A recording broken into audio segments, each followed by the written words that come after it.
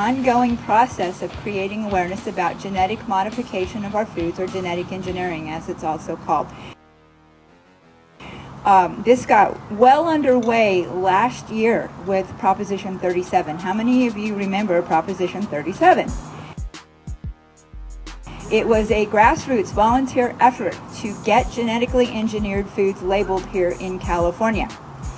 And when we started that campaign, 93% of the people agreed, yes, we want our foods labeled. And by the time the biotech industry and the Grocery Manufacturers Association and Pepsi and Coca-Cola and Kraft and General Mills and all those people who want you to buy their food spent $46 million with a brainwashing media blitz to confuse and scare voters away from claiming their right to know what's in their food. Proposition 37 was defeated 51% to 49%. We almost did it, folks. We almost did it. But, like I said, they blasted the airways with lies, deceptions, and everything, which literally scared the voters away from what they wanted, to know what's in their food. But in spite of that, it succeeded beyond our wildest imagination, because there are efforts going on in over 33 states in the union right now for labeling. And the state of Washington is right where we were this time last year with their initiative 522 to get them labeled in the state of Washington. And it looks good, but once again, the ugly serpent is raising its head, and right now there's been about 17.5 million to 22 million dumped into their, from the biotech and the Food Grocery Manufacturers Association to defeat it. So once again, but they do have a good chance up there because the farmers are more for it than they were here. And the fishing industry is very, very afraid of the genetically engineered salmon that may be released. So there's a lot more support up there. So let's all send them our love and our support. And if by chance you go online and check out I-522 and can send them $5.22, please do so, because they could use our support. They supported us. So, as I said, my purpose tonight is to make sure you are fully informed accurately about genetic modification. There are so many misperceptions around this topic out there that people sometimes just go, I'm not going to worry about it because it's too confusing. So we're going to get down to basics. I was a first grade teacher at one time. Basics, right? 1 + 1 is 2. So here we go. So I'm going to start at the very beginning. What is a genetically engineered or a genetically modified organism?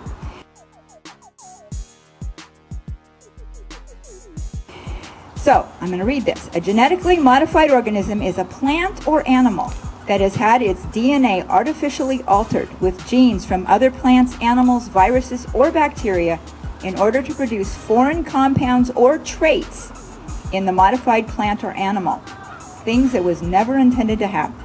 Specific to the foods we eat, the traits that are being primarily modified into our foods are herbicide tolerance, which means they can spray these crops with massive doses of highly toxic herbicides like Roundup, and they will not die.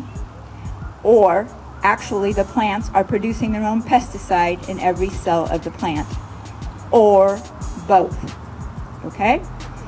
So how's it done? Well, we like to think that science is real, accurate and specific. Well, genetic engineering is anything but that. It is a very random process, and this is literally how they do it.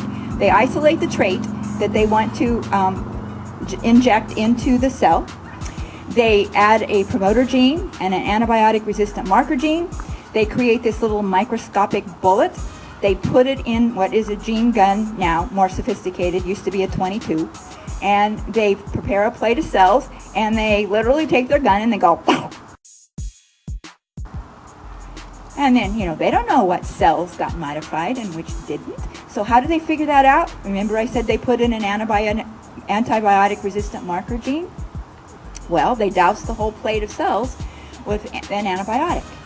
And those cells that have the resistant gene, so they survive. Then they take those and they clone them, and then plants, and then they have these crops, and on and on and on. So that's how it's done. It's random. There's the promoter gene. This promoter gene can turn things on and off that were never meant to be turned on or off. There's the antibiotic resistant marker gene, which could lead to transfer to our gut, which means we could produce antibiotic resistance within our own body. And we know that we have issues with antibiotic resistance, which is probably due more right now to overuse of antibiotics, but we don't know. So, why are they genetically engineered? I've told you, herbicide tolerance, pesticide producing, or both. And the last part is guess what? Once they engineer these seeds, they can patent them.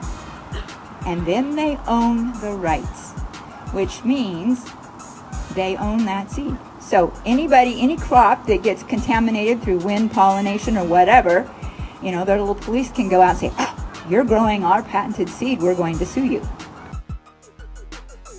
And they have done that. So it's a very big thing. And it's all about controlling the food supply.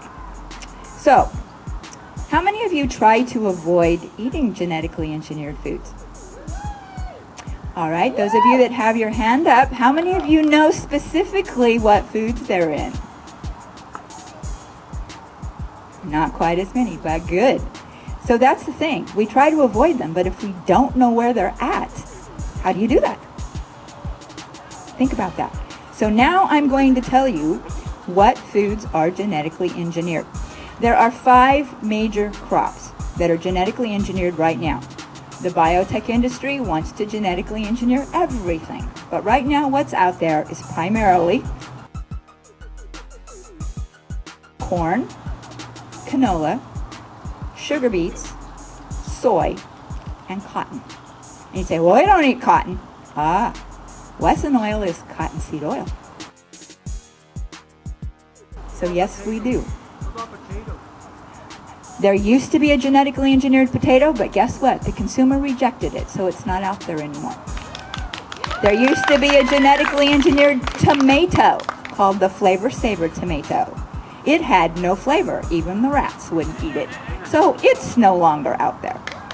Okay, there's also a little bit of crookneck squash and zucchini and papaya that's out there. But the main ones that show up in our processed foods are the corn, the canola, the soy, the cottonseed, and the sugar from sugar beets. Okay, I'm being very clear. It's sugar from sugar beets, not cane sugar.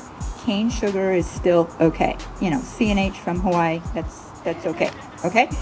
So, today as much as 85% of the corn and 93% of the soy in the United States is genetically modified.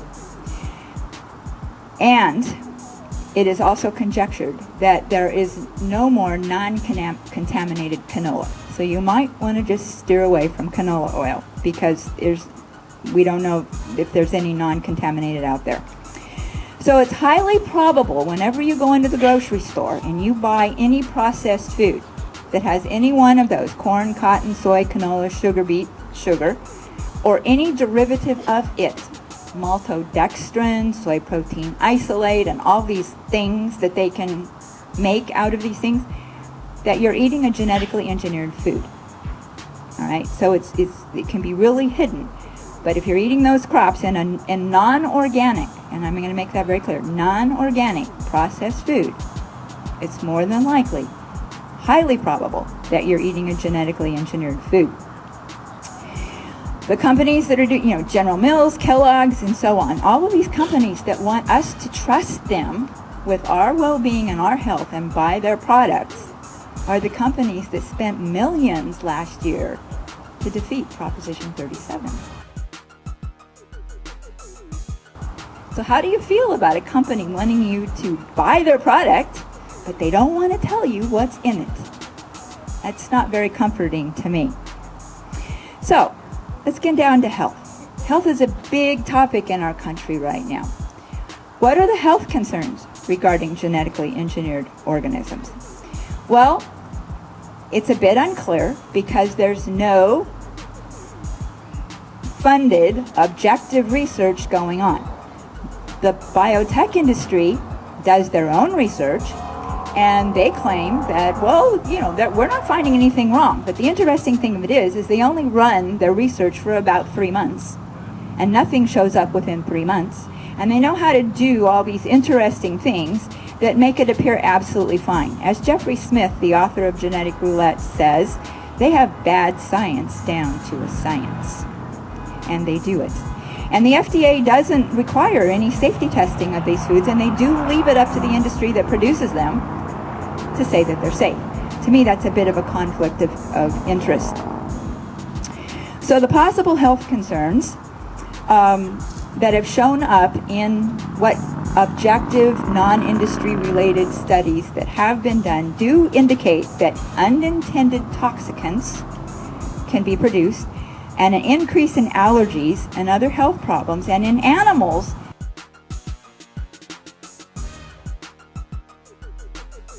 these things have shown up. Infertility. Now please listen to this list and think about what's going on in our society. Infertility, immune problems, accelerated aging, faulty insulin regulation, changes in major organs in the gastrointestinal system, and cancerous tumors.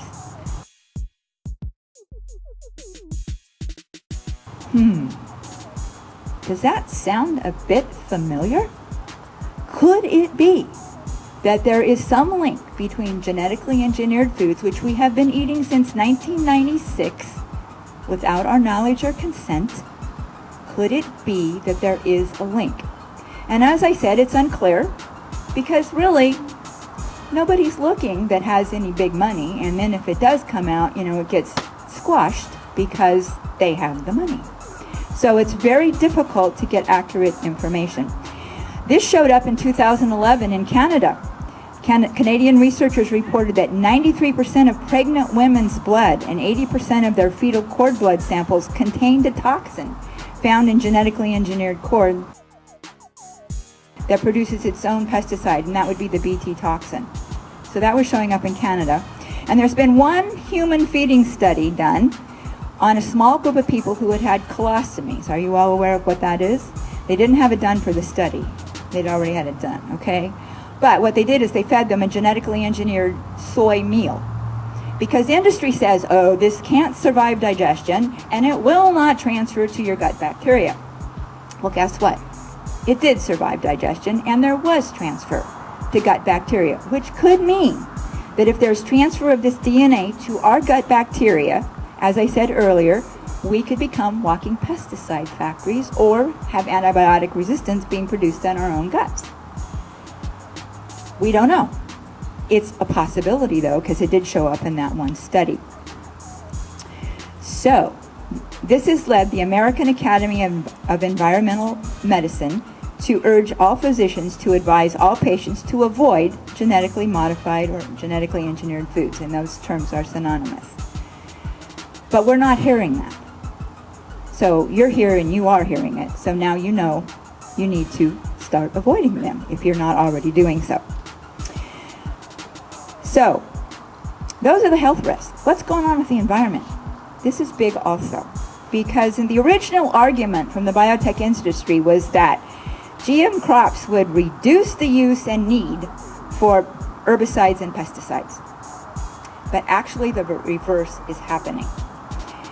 As a result of the increased use of Roundup, which is highly toxic, has a 22-year half-life, destroys the ecology of the soil, herbicide use has escalated, it's increased, and a new breed of superweeds has arisen that are now basically laughing at the Roundup.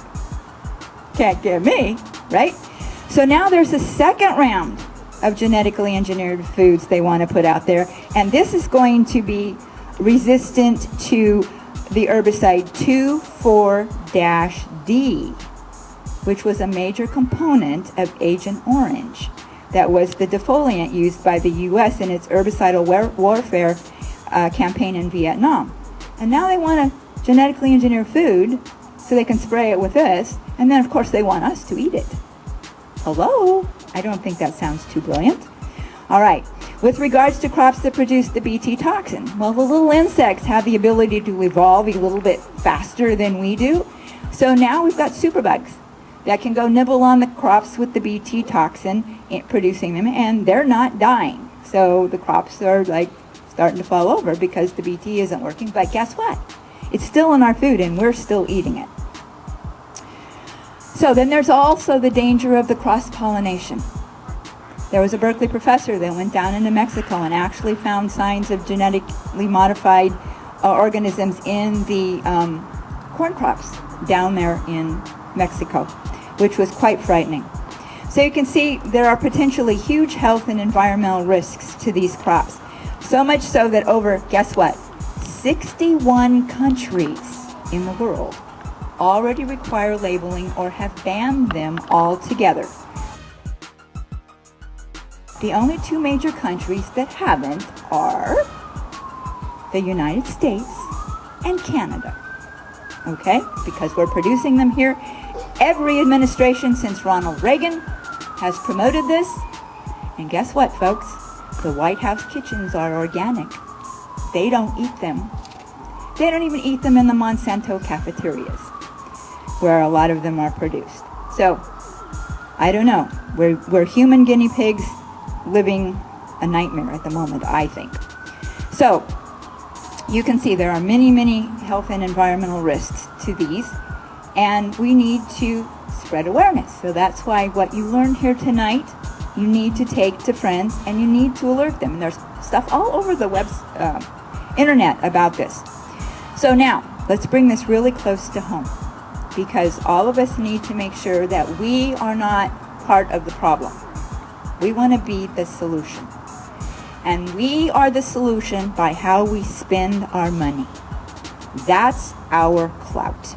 Right there. In Europe, when Europe was educated in the late 90s, they said, we don't want these. We want to know where they're at. We want them labeled. They got them labeled. People quit buying them. Manufacturers saw the revenues go down. They quit using them. Duh. This is what Jeffrey Smith calls the tipping point.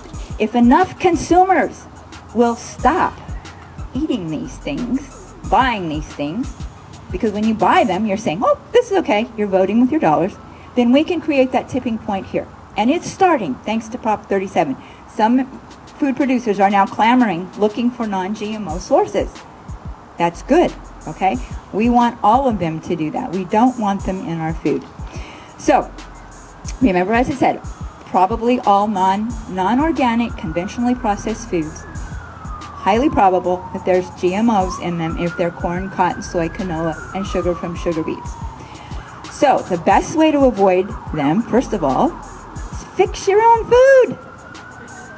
Oh, that dirty 4-letter word called cook. Buy the ingredients, know what's in it, then you're going to avoid them. But when you do have to eat the processed food, and I know we're a society of convenience, and it's pretty hard not to eat some of it some of the time, go organic. No organic producer can knowingly use any genetically modified organism in their foods. So that's the safest way, if anything safe, to avoid them when you buy processed foods. You're going to have to avoid fast food. That's GMO City, folks. I mean, everything they probably serve there is genetically engineered. And restaurants aren't really much better because of all the oils they use. And, I mean, Asian restaurants serve tofu. And somebody was at one of my talks and went to a restaurant afterwards, Asian, had meal, and said, oh, is that tofu genetically engineered? We don't know. Well, where's the box? And they went outside, and it happened to come from Asia. And guess what? Genetically engineered soy. Said right on the box. So you're gonna have to squeak in a restaurant too and tell them you don't want to eat those things. So the best thing also is educate yourself. You're here tonight, you're hearing me. This is one quick experience. You need to go online, you need to read, you need to know what you're talking about. Okay, now, as the consciousness of the people has risen and we've become more aware, the other side is coming to new ways to get their way still. So it's real interesting what they're doing. And one of the things that they did about 3 months ago when the funding bill was being passed, is they were able to get the Monsanto Protection Rider inserted in that funding bill, which gave them basically immunity from the justice system, the judicial system. That did expire on September 30th, and luckily, the last I heard is that it was taken out of the Senate bill, so for what I know right now, it's dead. I'm hoping that's the actual truth. That came from a leader here in California that I have high regard for. So I hope that's the truth. But so the insidious little riders that they'll put in legislation that have nothing to do with anything to get their way to protect themselves. Probably the other big thing, not probably, but the other biggest thing that's coming down right now is something that's been very, very secret for quite a few years. It's called the Trans-Pacific Partnership, TPP. This is just coming out. I've just learned about it, and I may be a little bit behind, I don't know, but it's been big secret stuff. It's an effort that's been in the works but kept very secret. It's been looming in the shadows for years and could help erode our basic rights and contaminate our foods forever. The Trans-Pacific Partnership has the potential to become the biggest regional free trade agreement in history, both in economic size and ability to quietly add more countries in addition to those originally included. And as I said, it's all being done in secret. 600 U.S. corporate advisors, however, have had input into this. Whereas, congressional leaders and such have been kept in the dark. They won't allow them to see what's in it. The draft text has not been made available to the public, the press, or policymakers. So the level of secrecy around this is unparalleled. And the really scary thing about this right now is that President Obama wants to fast-track it, which means no public input, no congressional debate, nothing. Okay? Let's just put it in place. And this agreement is attempting to establish corporations' rights to skirt domestic courts and laws and sue governments directly, with taxpayers paying compensation and fines directly from the Treasury. This means, so if California had a GMO labeling law and Monsanto perceived that we were interfering with their ability to make a profit because of this law, they could sue California and it would be okay. And they can do that anywhere if they feel that they've been deprived of making money. So what we do know that's come out is members of Congress are concerned that the TPP would open the doors to imports without resolving questions around food safety or environmental impacts on its production. Procurement rules specifically forbid discrimination based on the quality of production. This means that public programs that favor the use of sustainably produced local foods in school lunch programs could be prohibited. The labeling of foods containing GMOs will not be allowed. Japan currently has labeling laws for GMOs in food, and under the TPP, Japan would no longer be able to label GMOs. This situation is the same for New Zealand and Australia. In the U.S., we are just beginning to see some progress towards labeling. Under the TPP, those labels for U.S. food would not be allowed. So we need to all contact our legislators and say, we want this stopped. It's got to get out there. So with little or no competition, the large corporations such as Monsanto, DuPont, and Syngenta, which are the major biotech companies, who already control 57% of commercial food, will basically be given free rein. If the TPP is adopted, the door will be open wider for human rights and environmental abuse. Some of the things we should expect to see under it would include more large-scale farming and more monocultures, destruction of local economies, no input into how our food is grown or what we will be eating, more deforestation, increased use of herbicides and pesticides, increased patenting of life forms, more GMO plants in foods, and no labeling of GMOs in foods.